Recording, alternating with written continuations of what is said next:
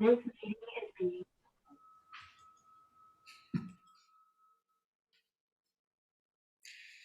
So welcome everyone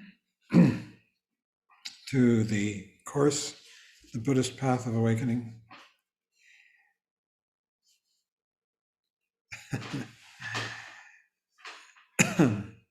Let's bow in.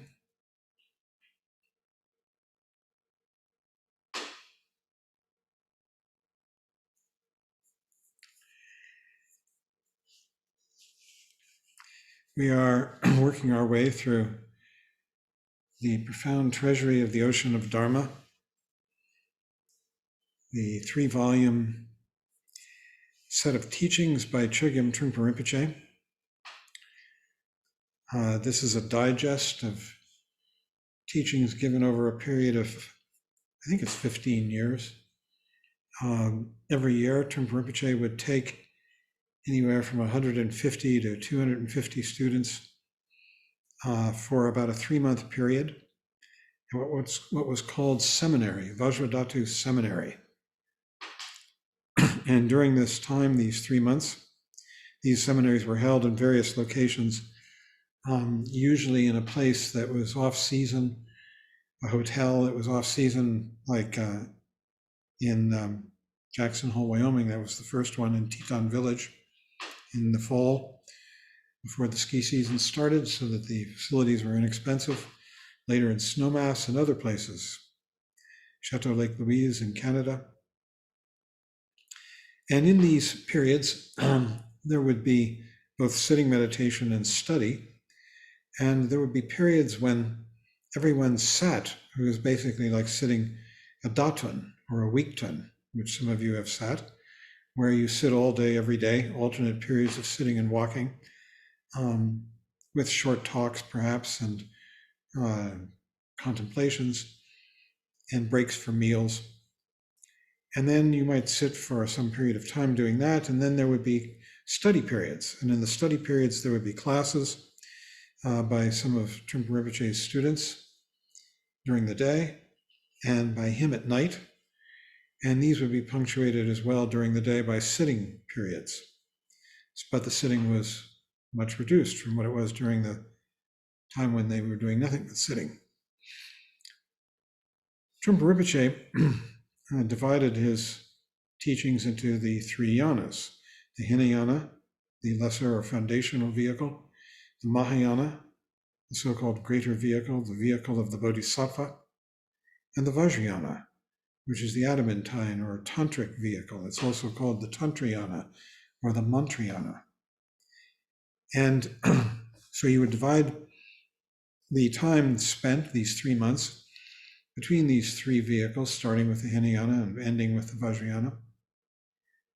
And the talks were collected and transcribed and have been digested by Judy Leaf and others who helped her into this 3-volume set, which we're studying, called The Profound Treasury of the Ocean of Dharma.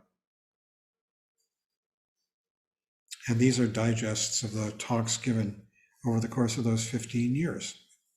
We are on the 2nd volume, which is on the Mahayana, and we're on chapter 4, entitled Enlightened Genes.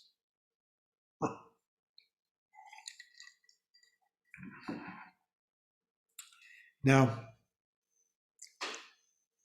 Buddhism teaches us that ordinary confused beings, what are called in the texts sentient beings, that means a confused or unenlightened person, ordinary person, are basically wretched, as he says in this text, soaked in our own egotism, neurosis, and confusion, that we walk through the days lost in dreams. And these dreams are unhappy.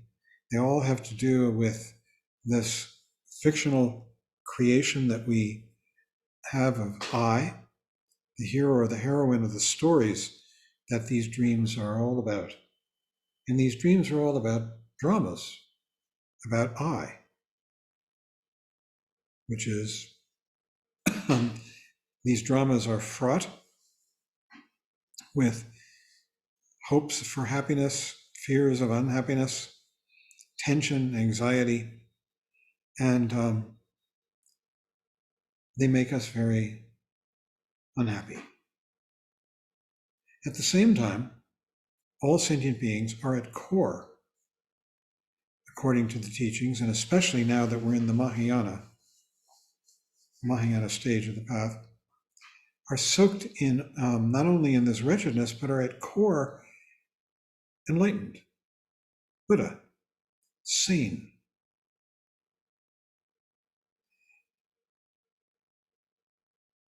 This essence is clouded over by our thoughts. It's always there. It's unstoppable. You can see it because even in confusion, we're constantly aware of the objects of the five senses and of mind. That awareness is unstoppable. It is the very core of our being. We're aware of something all the time. And even in our dreams, then we're aware of dreams, which are mental events. That awareness itself is the very stuff of Buddha nature, but it has been clouded over by the dreams, the thoughts, which inhabit our minds from time to time. But that time to time is pretty frequent, it seems.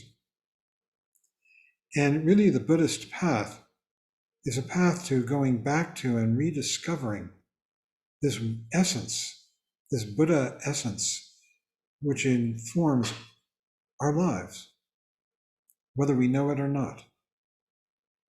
And the attempt to really, the path is to lead us back to knowing it. We touch on it all the time.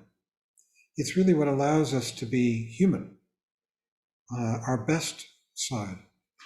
That awareness, that Buddha nature is awake, capable of seeing the objects of the senses and of mind.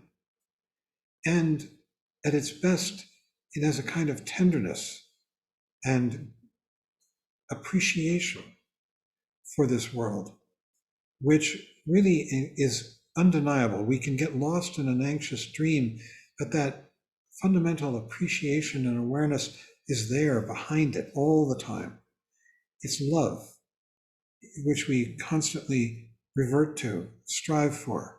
It's affection. It's a sense of appreciation of the beauty of the day, of the beauty of the person sitting across from us, whatever it might be. And this really is the subject of this chapter, Buddha nature, enlightened genes. He says here, it's interesting, he says that this Buddha nature, where does he say that? Is what allows the world to survive and go on.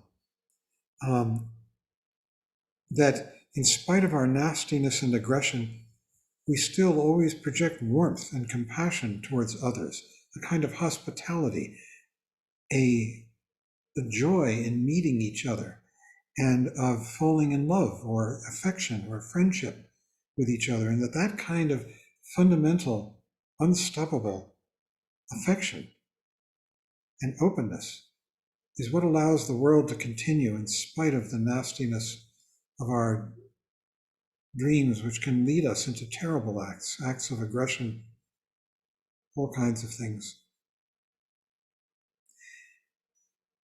This core, which Buddhism says that all beings have, goes by different names. The two main words that he's using in this chapter are bodhicitta.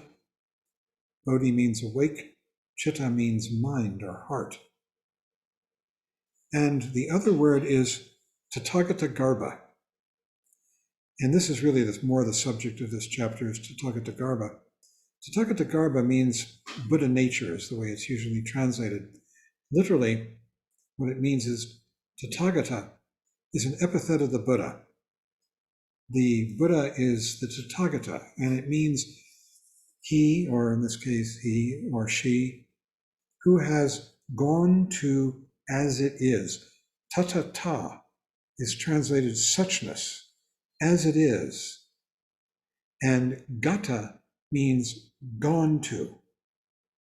So it's gone to suchness, gone to as it is. This is a name for the Buddha, the person who has gone to suchness, Tathagata.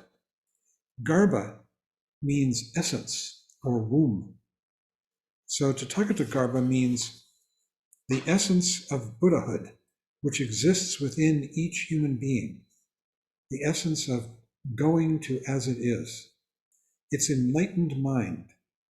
It's there all the time. It's like the sun, which is always in the sky, but is clouded over by clouds, fog, from time to time.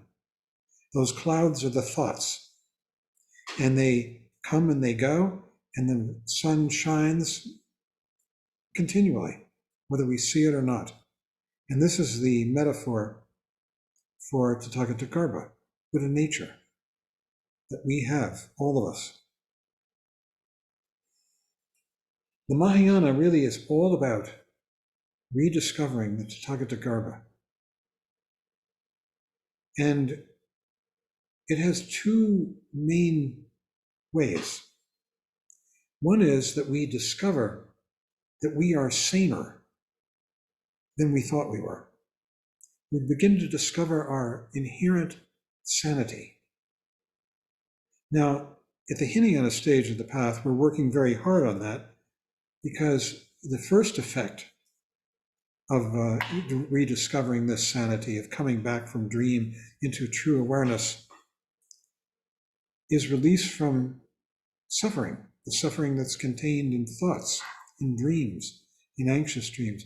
And we begin slowly to shift our loyalty from those dreams of suffering and self-aggrandizement, self-protection, self-hatred, to awareness.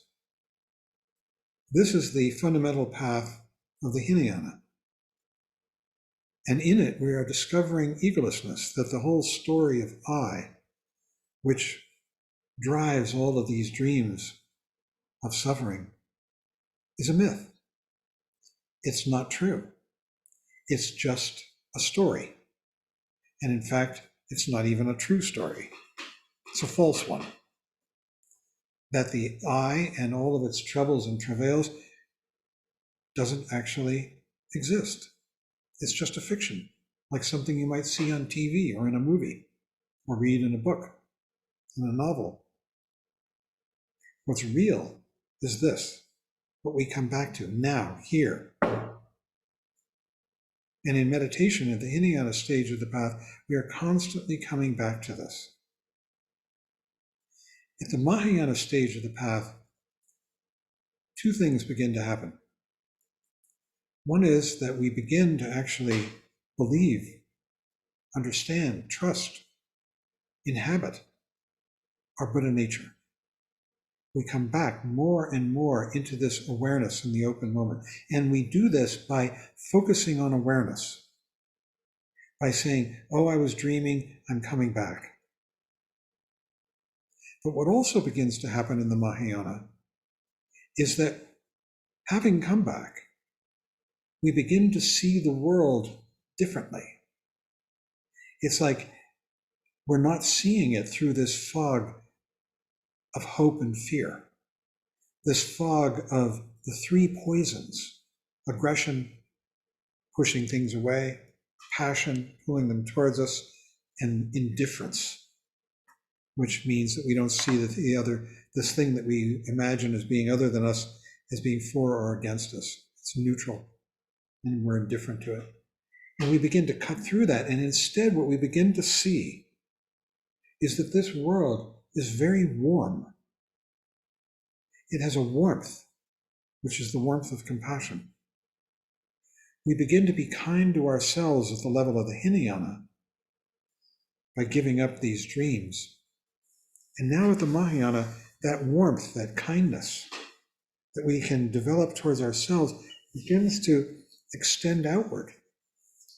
We begin to see it everywhere around us, in the beauty of the way the day shapes and appears to us, in the beauty of the way a person says hello to us cheerfully, in everything.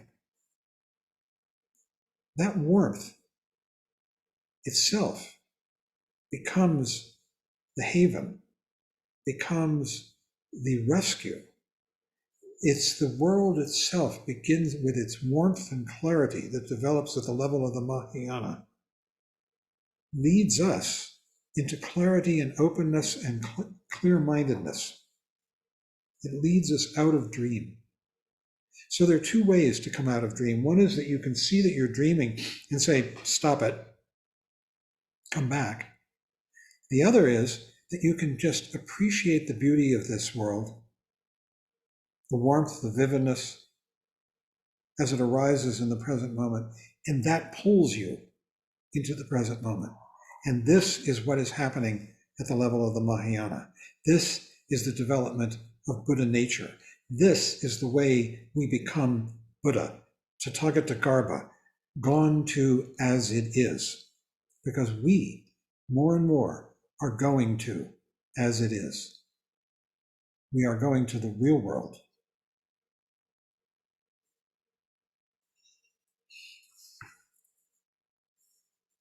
He says, this possibility of realizing the Buddha nature in this way comes from mindfulness training, comes from study, which helps mindfulness training, but the basic practice is mindfulness training, coming back from dream, coming back into awake awareness, here, now. Every time we do that, we are beginning to switch our allegiance from the dreams to this world as it arises now, here in the present.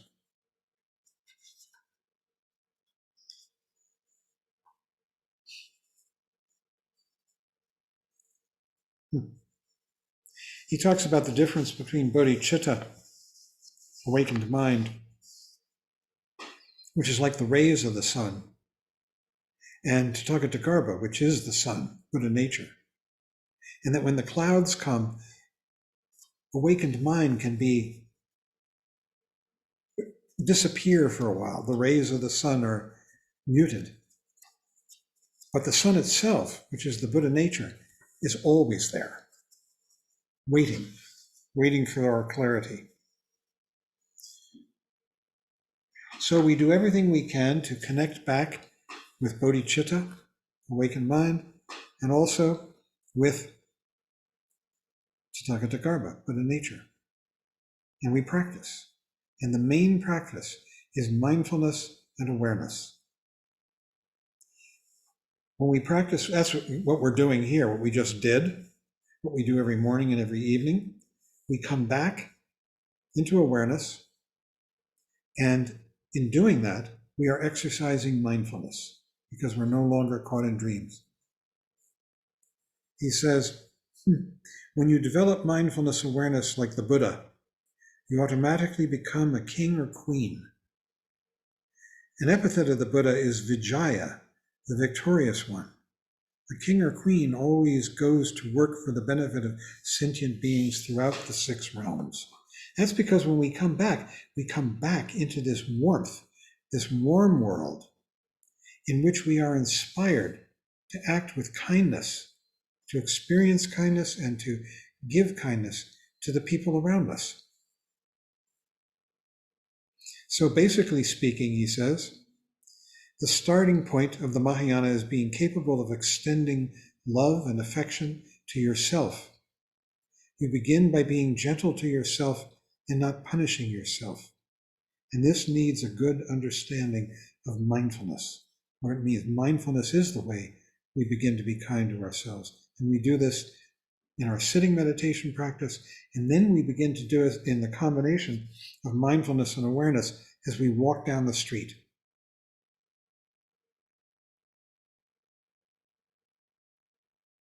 He says, next, you have to have good vipassana and proper post-meditation experience. That's when we're walking down the street.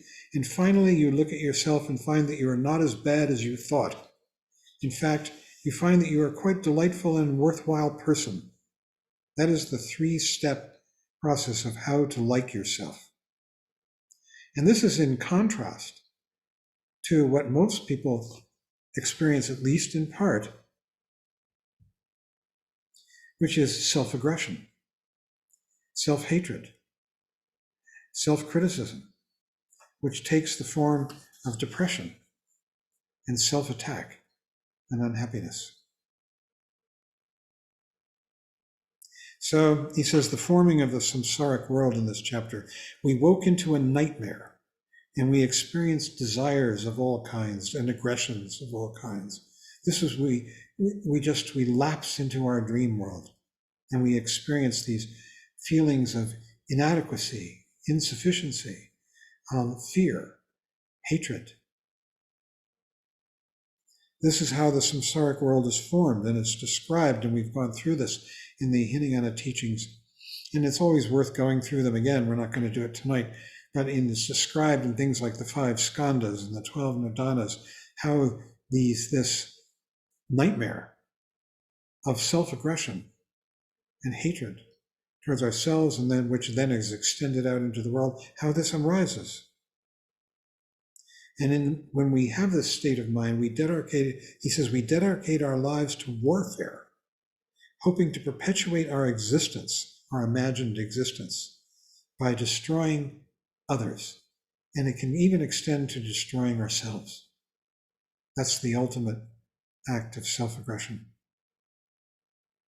But you can undo this and heal it and experience who and what you are at the very beginning.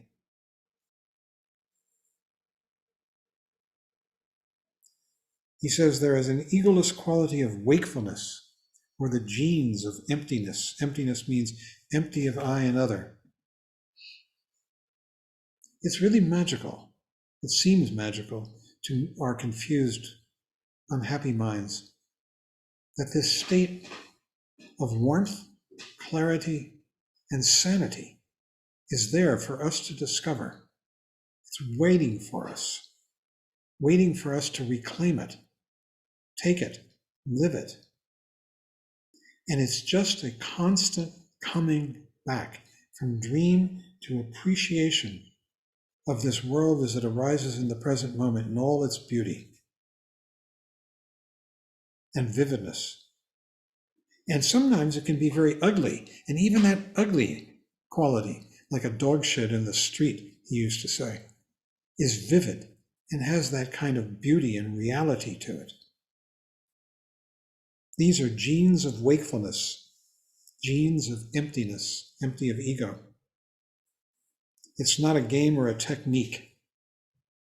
It's coming back to what is real, clear, spacious, very basic and ordinary. So he talks about the stained and unstained Buddha nature. Stained means that you have glimpses of this, and you feel that one day, without actually seeing it, but one day you're going to become a Buddha. One day you will realize this nature that's within you, that you have experienced momentarily from time to time. And it's conceptualized at this point. And there are 5 types of students, he talks about. This is very traditional, the 5 types of students. There, at the sort of top of the list, there are what are called the immediate students. These are people who have had a taste of the Mahayana, who had a taste of the Tathagata, and have a sense of compassion, openness, and celebration. They are actually beginning to celebrate because they are realizing that this is actually very doable, that it's real, that one can do it. Below that is the Pratyeka Buddha, that's the sort of the ultimate Hinayana person, who has strived for personal salvation, has accomplished a degree of egolessness, discovered that their ego is just a big problem, and has experienced the absence of ego and the absence of suffering. But they haven't really opened yet. They haven't opened to the full reality of Buddha nature with its warmth and friendliness. and appreciation. Below that is what is called the distant practitioner, the Shravakas. These are the first level of the path, and these are people for whom personal salvation is important. They're struggling to achieve a kind of freedom from suffering, and their veil is thicker, the veil of dream and thought, and their conviction, their loyalty is still to those dreams, much more so than the others. Then there's the dubious. These are people who sometimes can cut through their resistance and sometimes not. And they get lost in dream even more. And finally, there is the caste that's called cut off or very distant. And these are individuals for whom the possibility of realizing Buddha nature is cut off, not completely, but it's going to take them a long time before they begin to tread the path and switch their loyalty. So these categories aren't about Buddha nature itself, which is always there.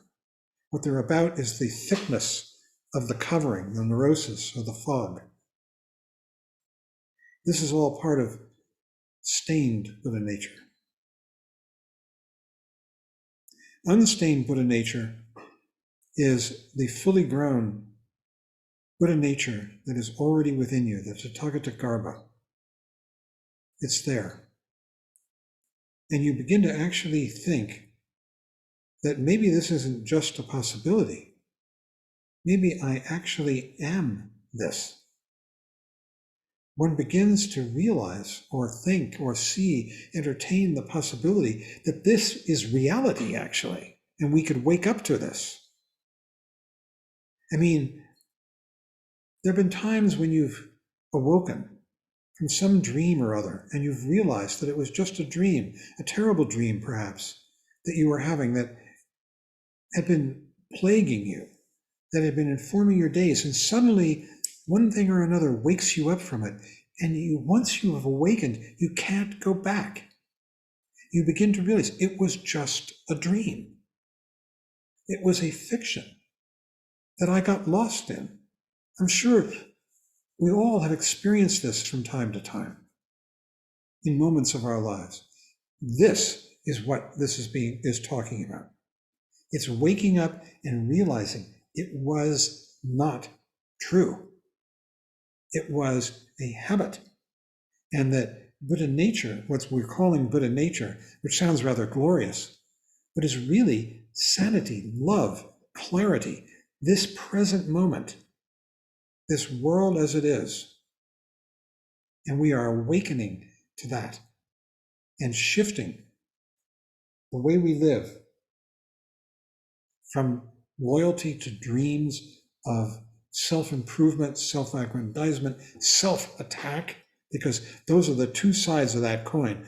If you are trying to improve yourself, you're attacking yourself. You're saying, I'm not good enough. I need to improve.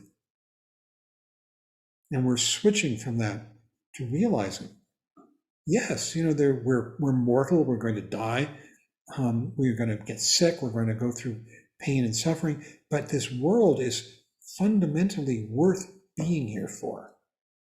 In the Shambhala teachings, they call this the fact that the world is riddled with, it's informed by basic goodness, that it is fundamentally worth being here for. It's of value. It has warmth, it has clarity, it has meaning, it has delight. It's worthy of our curiosity and our exploration and our love, constant love and affection.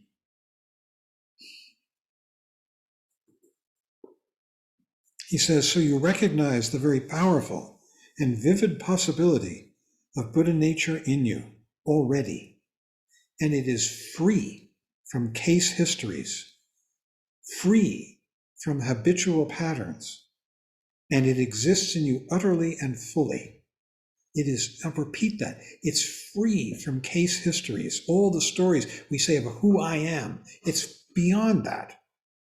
It has nothing to do with that. And the habitual patterns that we fall into again and again, it's free of that. Every time we come back to this open, clear, kind, warm, because it's lit by compassion, Buddha nature. And then he says, you begin to realize, the more you come in contact with it, that it isn't a matter of cultivating it, but just of acknowledging it. And so I want to emphasize this, that there are these two ways to approach it. One is you're going to improve yourself by becoming more awake, aware. This is sort of the Hinayana stage of the path. We're saying, oh, I was dreaming, now I'm back in awareness. That's one way. The other way is you say, oh yeah, there's the world, look at it. It's so vivid, it's so warm, it's so full of kindness and beauty. And it's expressing itself through the 5 modalities of the senses to me all the time. In that way, when we begin to do that, then the whole thing begins to become much more real and much easier. Because we're not still trying to improve ourselves. Rather, we're just recognizing, acknowledging, coming back to what we know is real. He says, in this vein, Tathagata, Buddha nature, this awakened mind, is pure. He says, because it does not refer back to memories or to a conceptual case history of the past or would-be future. Let me repeat that. It does this Tathagata, this way of being here in this warm, clear, vivid world, does not refer back to memories or to a conceptual case history of the past or would-be future. Since it is without fear, you do not need to defend or pursue anything at all. And then he says,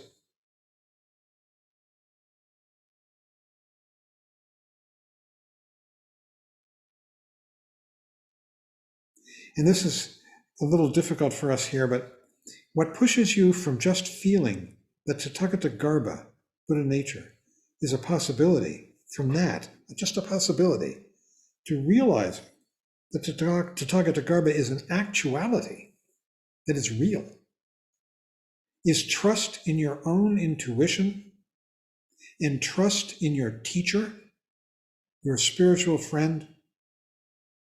When that begins to happen, a lot of unfolding takes place. Now, I just want to come back to that, this idea of a teacher. We don't have a Trungpa Rinpoche here today. But what we do have is the lineage as it's passed down, however imperfectly, from one person to the next, each of us. And that is the teacher principle. It takes place in the Sangha, it takes place in people who teach, because by teaching you learn so much. And what pushes you from just feeling that Tathagata Garbha is a possibility to realizing that Buddha nature is an actuality is trust in your own intuition and in trust in your teacher, the spiritual friend, which really means trust in this lineage. Trust in these teachings as you've received them.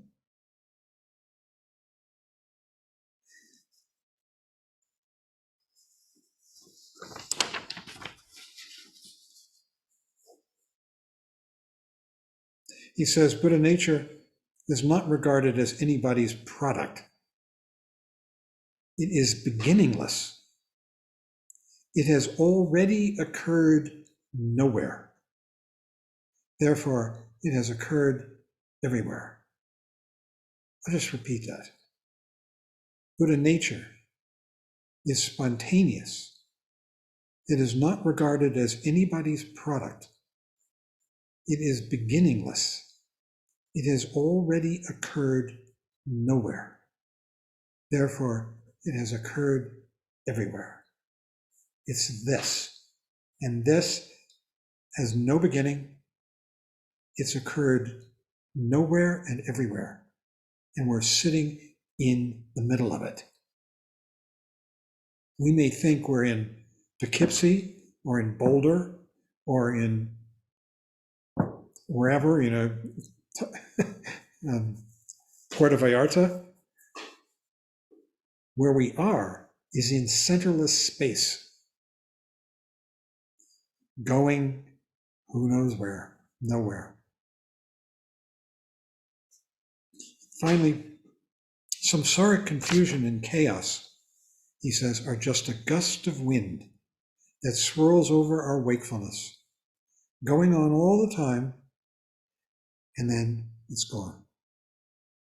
Just a gust of wind, the samsaric confusion, covering our wakefulness momentarily.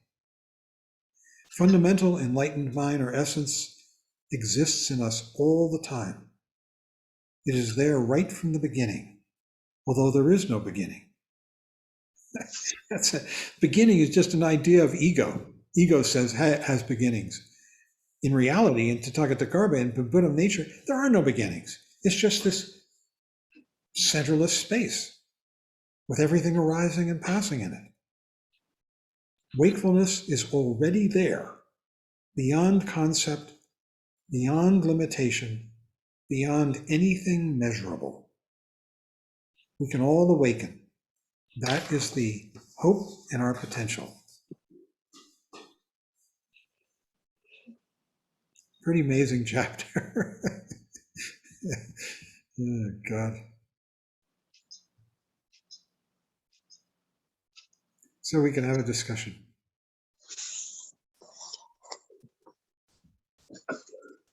Dan. Hi. That was great, John. Thank you very, very much. Did Trungpa Rinpoche ever work directly with trying to unthicken the veils? I think his very being was that. Right. I mean, being around him Mm-hmm. was a constant demand to come present. Right. Did he ever explicate that in terms of you need to move through these, move from 5 to, 1? Peeling the onion, peeling an onion. Yeah, but he never, he did it in so many ways. It was always, when he was dealing with an individually, it was so personal, completely personal and spontaneous to that person. Yeah, because each one of us, we come at it differently. Yeah. Thank you. Thanks.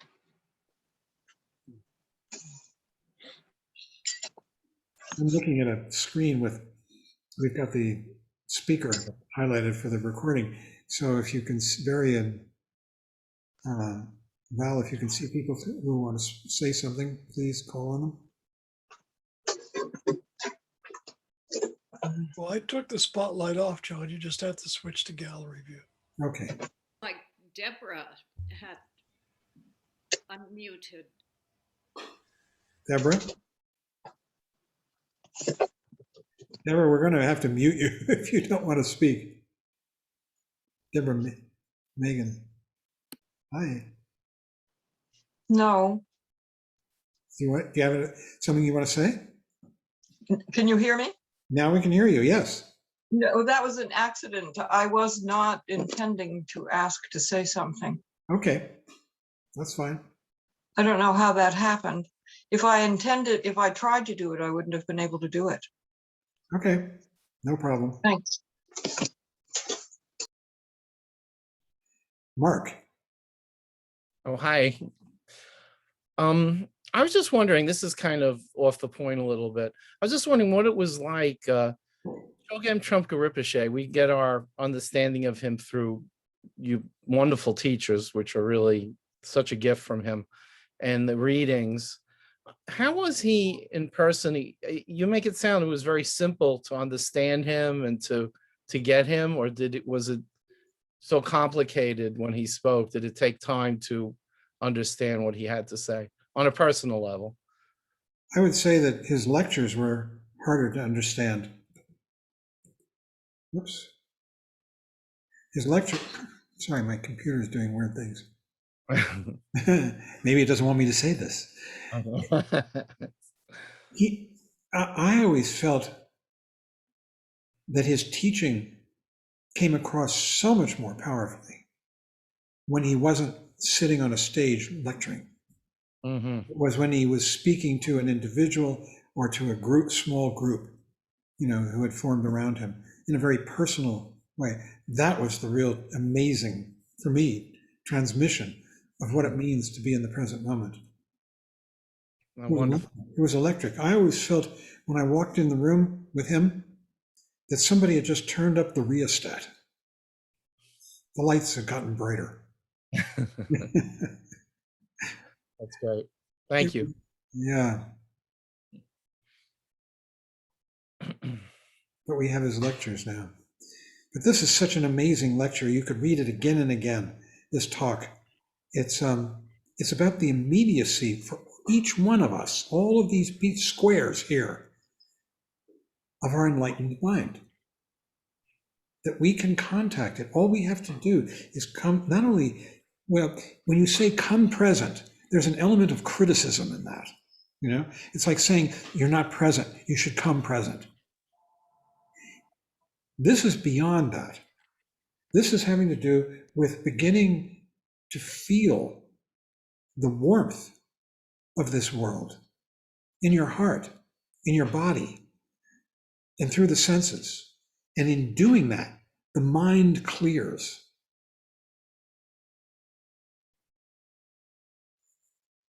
That's what he gave us in so many ways.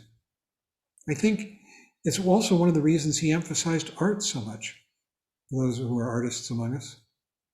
It's because when you're in contact with that warmth, that beauty of the world, feeling it, it draws you into sanity. Instead of you having to punish yourself and say, I'm a bad person, I should be better, I should, try harder, I should meditate, and all those things. Those are okay, but that's the beginning stage of the path.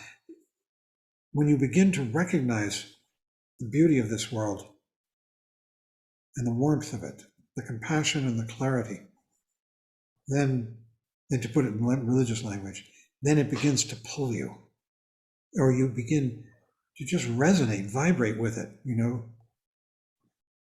Sorry, Meg?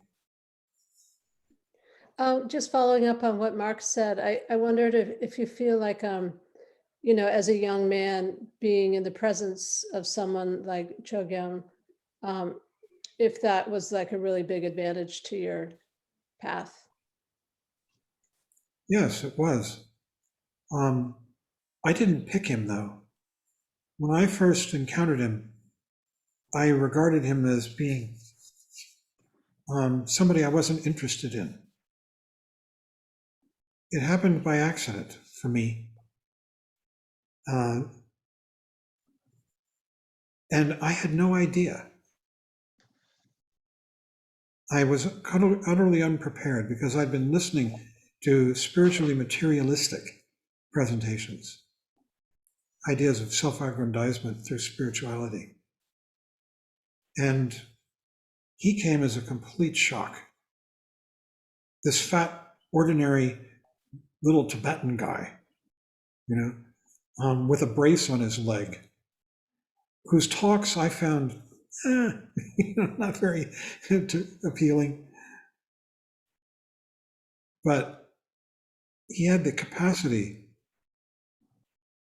to wake us up through the most intense and beautiful communication. Sometimes it could be painful, with him. I'm sorry, I'm going on about him too much, I think. Did Danielle have What do you some? think, Peter? Peter's shaking his head no. I think Danielle has a question. Danielle. Just real quick. I know you're saying when we see the warmth and the compassion and the beauty in the world, that only happens on like the human level of the six worlds. Like the other God and whatever the other ones, that you can't see the beauty and the warmth on when you're in those particular worlds, right? It's like It's harder. It's harder and much harder. They say that the other realms, the human realm is the best realm to pursue the path. It has, for a number of reasons. One is it's more intelligent than all the other realms. And another reason is that it has sort of the ideal combination of suffering and pleasure to help us move along the path. Another, from a more tantric point of view, they say that the beings of the other realms don't have the equipment in their subtle bodies necessary to pursue the path effectively. They, you know, we do the breathing exercise and we purify the winds sometimes in the morning, and we're working with the subtle body, and the other realms don't have all of that apparatus. And so they say that the human, only in the human realm can you really get all the way to enlightenment. The other realms are all moving there too. All sentient beings, whatever realm they're in, are moving inexorably towards awakening. It's just a matter of how close or how long it's going to take, supposedly. I'm giving you the doctrine. thanks. You're welcome. Kurt. My question is, how do we know when we are in our Buddha nature that, say we're taking our walk, we're out in nature, we're living our life, and it's just, you know, one of those days that, you know, everything is in the flow and everything looks beautiful. Are we having just a really good day? Does a really good day count as, you know, living in Buddha nature? Or is there a bigger flash that we just know? I think it comes gradually. I mean, I'm tempted to be funny here, you know. I was thinking of game shows when the lights go off. I may you won. You know? that would cheapen it. I think it comes gradually on you, that more and more you begin to realize that it's already here, and that all you have to do is come back to it, tune into it. You know, that it's not even tuning in, it's just coming back out of dream. And the more that we begin to realize that, the easier it gets. And the more we begin to realize that it's not a matter of me being a big deal. In fact, it's quite the reverse. We're sort of becoming tinier and tinier, and the world is becoming more and more gorgeous. Well, how about, you know, instead of coming back to it, that we just find ourselves in it, that we just, you know, we almost stumbled, or we're just stumbling through our life, and all of a sudden we realize, wow, I'm present. I think so. Yes. And also it has this quality of timelessness, that we constantly think I'm on a journey from point A to point B. And when I get to point B, I'm going to be better off. And when then I get to point C, I'll be better off yet, and whatever it may be. And there is no point A or point B or C. It's like we're in this space. You know, Yeah. he has that, there's that slogan that people put in their emails that he supposedly said, the bad news is you're falling through centerless space. The good news is there is no ground. But I mean, think about it. You know, this universe is infinite. I mean, we constantly think I'm going from, you know, New York to San Francisco, but it's endless. Listen to the Galaxy song. You know, Eric Idle. You can hear it on YouTube. Sings it with Stephen Hawking, even. Jane. Yeah, I have a question at the beginning of the forming of the samsaric world.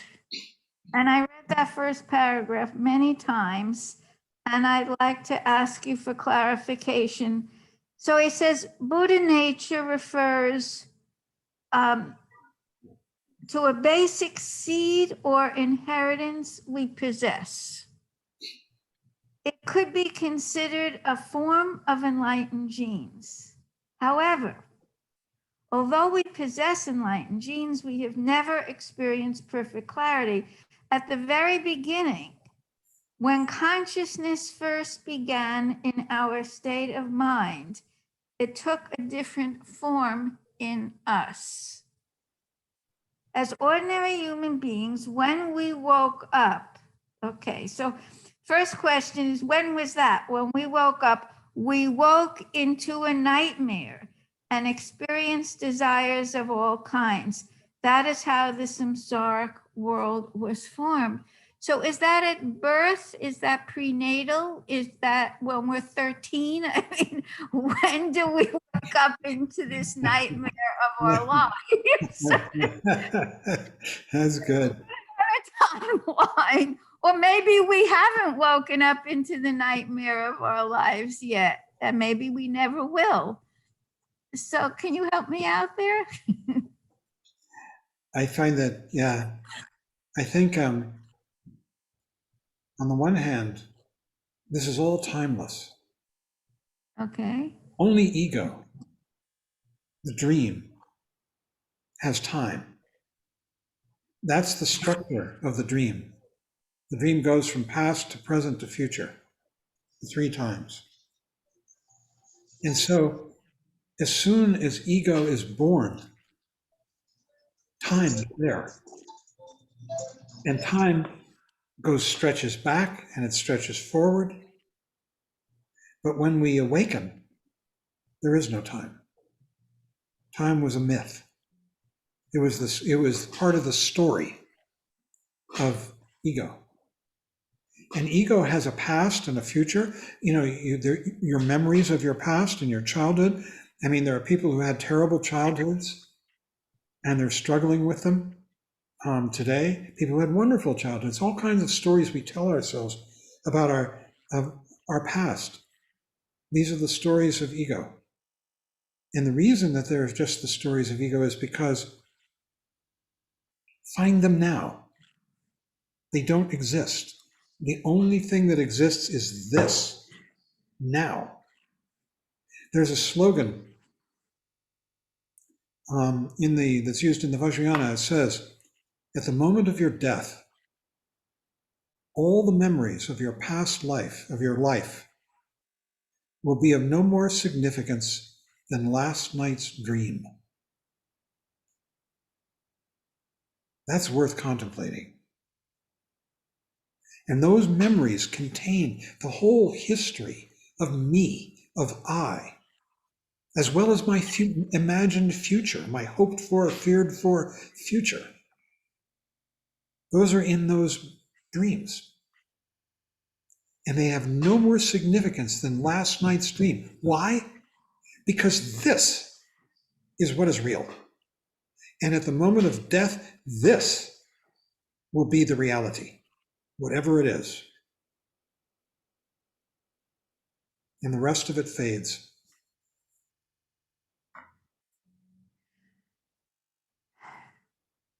His use in this chapter of the term gene and here in this paragraph of inheritance, in a way, can it be likened to a kind of Jungian psychology of archetypes, that whatever has come before and before and before is part of now? And then whatever comes after and after and after is also part of now? I don't know enough about Jung to be able to comment on that. I can do better with Freud. Okay. And they both friends. And they both shared a common understanding up to a point of how memories of the past condition our mind in the future, in the past present, excuse me. You know, there was a whole theory that Anna Freud developed, you know, about this after Freud's death.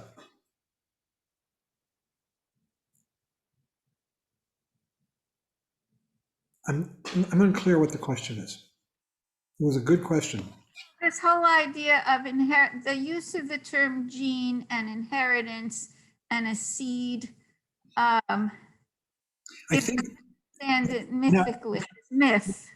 I think what he's trying to communicate to you is that fundamentally, you contain within yourself, within this confused, self-attacking, unhappy person, hopeful and fearful, hopeful for better things, fearful for worse, that within that, there is this seed. Call it a seed. It's only a seed because it's been covered over by all of this confusion. And that is the seed of awakening, of remembering in a way, of coming back to, of reclaiming, if you will, you know, our enlightened, warm world, which has no beginning and no end. Isn't that something to contemplate? That it has no beginning and no end? That it never began? That it's timeless?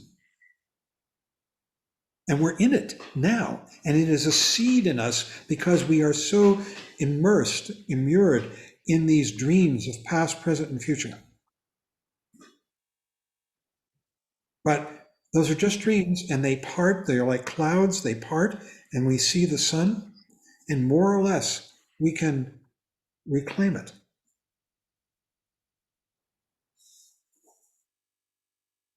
Thank you, thank you. It's a lot to not think about.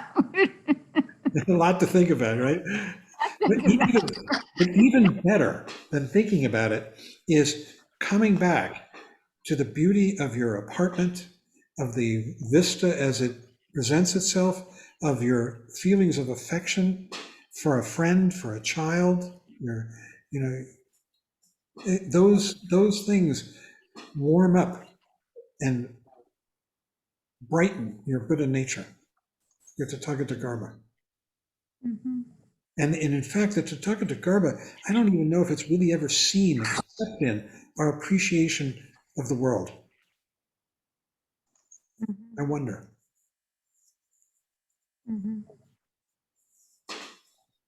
Thank you.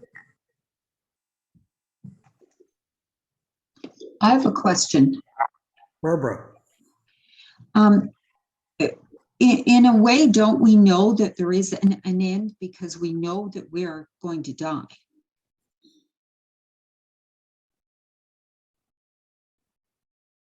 So we know that there's an end? Yeah. An end to what? Well, when you were just talking about like there is no beginning, there is no end, there's just now. But don't we know there is an end? Sure. There's an end to everything. There's going to be an end to this class, right? There's an end to this day. We'll go to night. Everything has beginnings and ends in that way. It's constant arising and passing.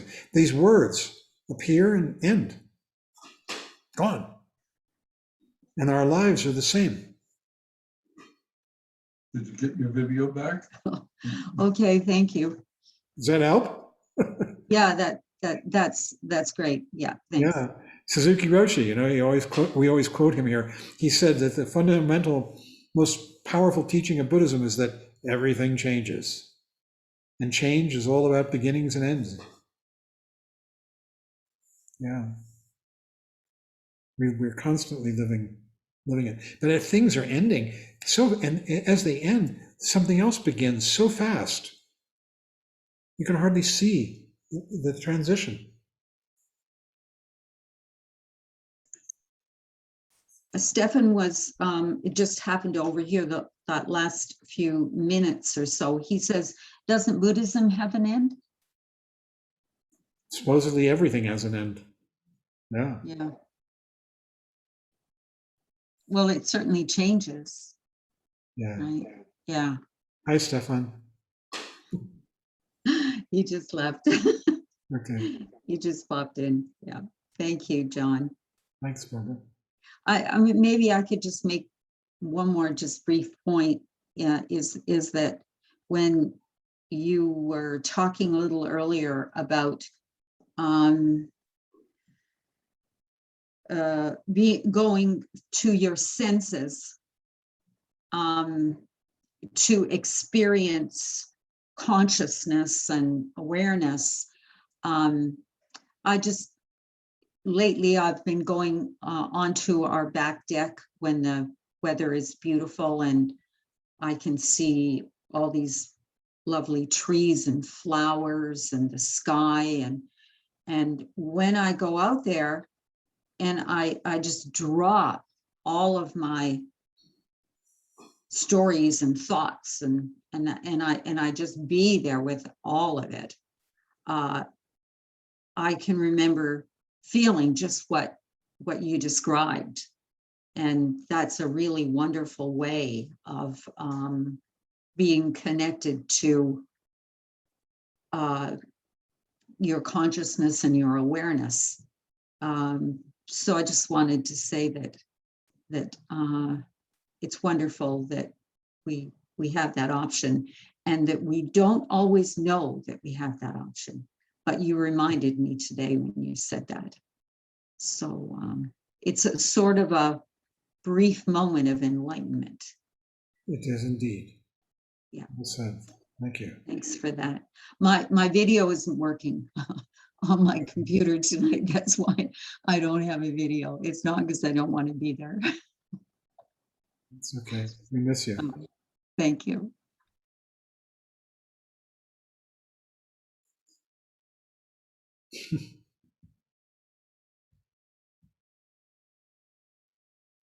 Yeah. It's really a matter of discovering that this world that we inhabit is luminous, changing every instant so fast that you can't even find out what it was that changed. And it's luminous, warm, worthy of our curiosity and our delight and involvement. This is what this path is really about. This chapter is just, to me, is redolent with that. An invitation to all of us. Judy, maybe this will be the last and we'll go, unless somebody else has. Hi, Judy. Yeah, hi. I think the warmth and the well-wishing of the way these books are written, to me is evidence of the he so wants us to get it. It really, for me, more and more and more just comes through. The good intention of these descriptions and encouragements and laying out of the path. At first I was put off by, him laying out you this and you that and you the other thing, which I wasn't. But the intention is so warm and so strong that it really does help you to trust the whole thing. Thank you. That's just a perception that I have that helps me to accept the whole idea of uncovering. I mean, he's on it all the time, and the seed business and everything.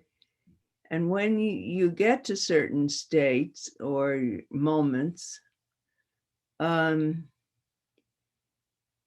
you have glimpses. You see that it must be true.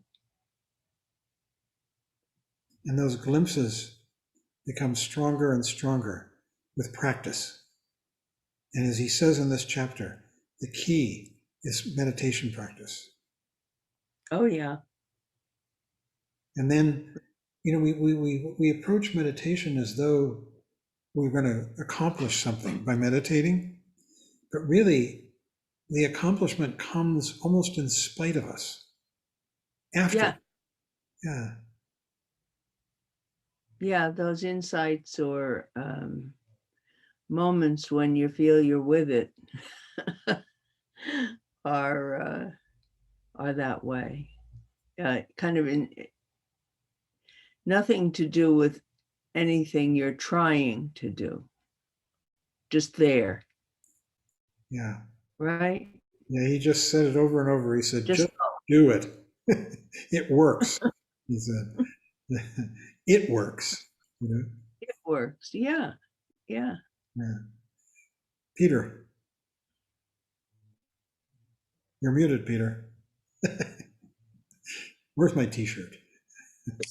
I was just here thinking about, in one moment I'm thinking, oh my God, this is so difficult and so on and so on. And then, and it was almost said right now, my answer to myself is all I need to do is to stop trying to be somebody.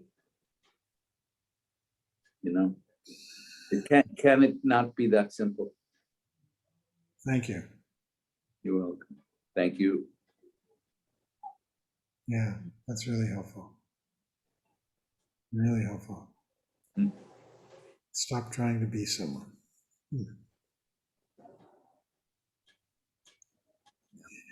Well, friends. Thank you, On that John. note. Yeah. So we'll have a discussion tomorrow night. I encourage you to come. They've been really great. I try and get everybody to speak. So be warned. And it's a lot. They've been terrific. I think. Don't you think, Kurt? You know, where's he? Is he still here? And Meg? Yeah. Don't you think these talks are great? These Wednesday night things.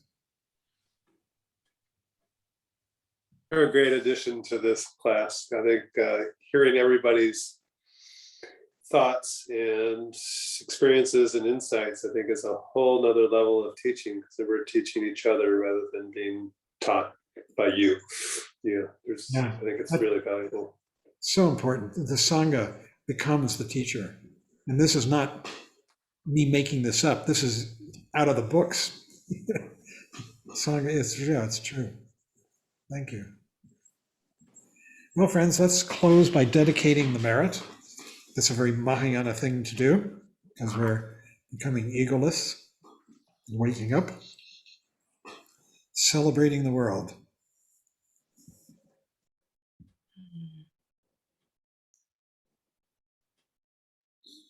And here we go. If you come to tomorrow night, then you get to experience, we do this with cacophony. Everybody is unmuted.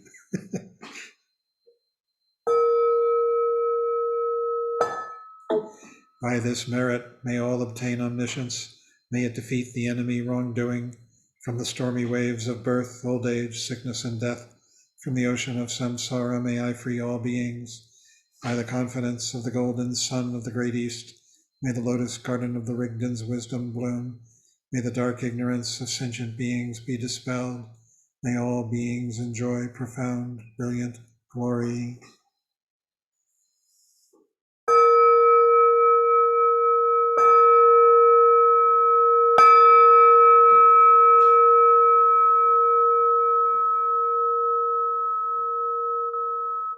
Thank you, John. And Thanks, everybody. Well, thanks. Terrific. That's great. You, Thanks, John. Danielle. Thank you, John. Thank you, everyone. See you Dr. Buddy. Bye.